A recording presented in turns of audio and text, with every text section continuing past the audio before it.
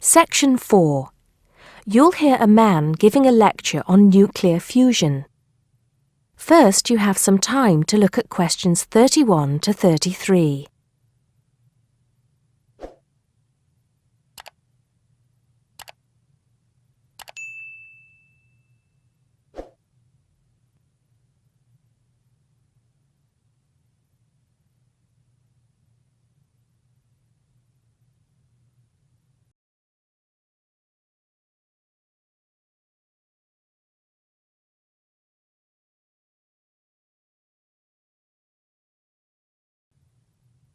Now listen carefully and answer questions 31 to 33.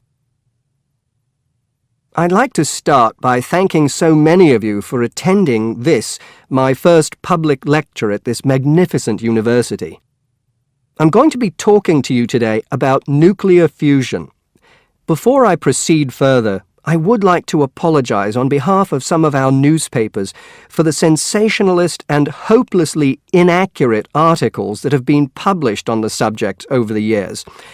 I must confess that my own interest in the subject was actually stimulated by an article published more than 50 years ago in a popular Sunday tabloid with the impressive title, "Power from the Sea." Today, most people would probably interpret such a title as an introduction to a discussion on the latest developments in renewable energy sources, such as wave technology or generating electricity from tidal flows. But back then, little, if any, progress had been made in these fields since the invention of the water wheel. As I recall, following coverage of the opening of the world's first commercial nuclear power station, more than 50 years ago now, at Calder Hall in 1956, the article promised that we would have limitless, almost free electricity within 10 years. It claimed that we could do this using an isotope of water, deuterium, from the sea. This would be used in reactors to combine simple molecules of hydrogen to form helium, releasing energy in the process. Of course, this is different from the process of nuclear fission, which today's nuclear reactors use. I wouldn't like to say that the article I read as a boy was totally inaccurate. It's true that the concept of producing energy from nuclear fusion, essentially reproducing the reactions by which our sun and other stars produce energy, depends on fusing atoms of hydrogen, but the timescale suggested was hopelessly wrong. To this day, despite some very embarrassing false claims from scientists who should have known better, we have not been able to produce energy from nuclear fusion in a controllable way. Let me make clear what I mean by this statement, before some journalist in the audience gets hold of the wrong end of the stick. Yes, we have been able to fuse hydrogen atoms to produce helium and a release of energy, but the balance account has always been negative.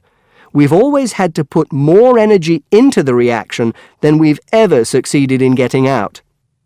We know the theory works, but we still do not know if we can get fusion to work for us and solve the problem of our energy needs. Before you hear the rest of the talk, you have some time to look at questions 34 to 40.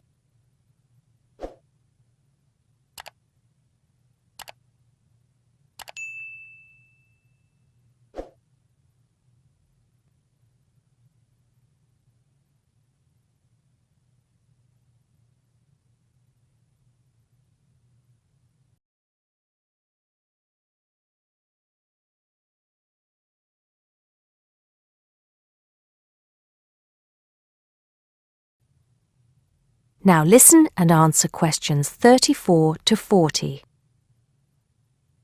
Here, I will briefly explain these problems before going on to give you a summary of the innovative ways being tested to overcome them. First of all, we have to try to understand the incredible physical conditions that exist inside a natural nuclear fusion reactor, such as the sun. To start with, we have to create temperatures never experienced on our planet. Indeed, if we had experienced the temperatures required, then our planet would never have formed. We have to generate temperatures of at least 100 million degrees Celsius in a carefully controlled environment before we can even hope to produce a fusion reaction. The problems are immense, but it can be done. Many of you will know that you can put your hand into a very hot oven and not get burnt, provided you do not touch any of the surfaces. I won't go into the reasons for this phenomenon here, but we are applying roughly the same principles in designs for fusion reactors. I think I can promise you that the heat will be confined to a very small area. The other major problem we have to find a solution to is pressure. The pressures in a massive body like the Sun are vast, and this is what brings the hydrogen atoms into such close proximity to one another that they fuse into helium. We may not have to achieve the same pressures in a fusion reactor, but even so, it is a huge technological problem. What, then, makes me hopeful about the future of energy from nuclear fusion? Perhaps surprisingly, it is developments in laser technology. We can now use lasers to control the nuclear fuel pellets so that they remain suspended inside the reactor without touching the sides. Remember that these pellets are quite small, and because they contain atoms of deuterium and tritium, the two isotopic forms of hydrogen that can be used in these reactions, they are quite light. The lasers will also compress the fuel pellet to raise the pressure to that required to initiate the fusion reaction. Another, far more powerful laser will be used to heat the fuel pellet to the temperature required. This laser, if you like, will act as the trigger to start the reaction.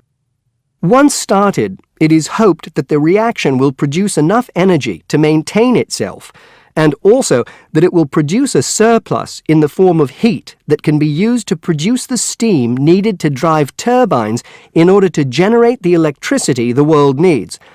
To give you some idea of how much energy we can produce, it has been calculated that just 1 kilogram of fusion fuel is capable of producing the same amount of energy as 10,000 tons of fossil fuel. I think you would agree that such an objective is worth working towards.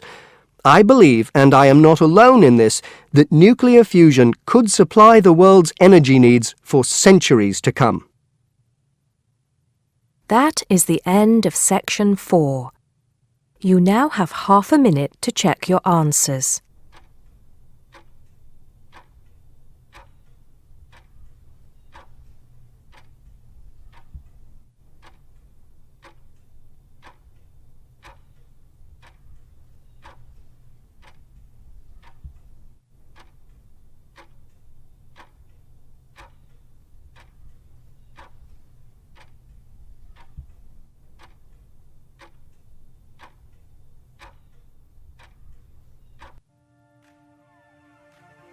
That is the end of the listening test.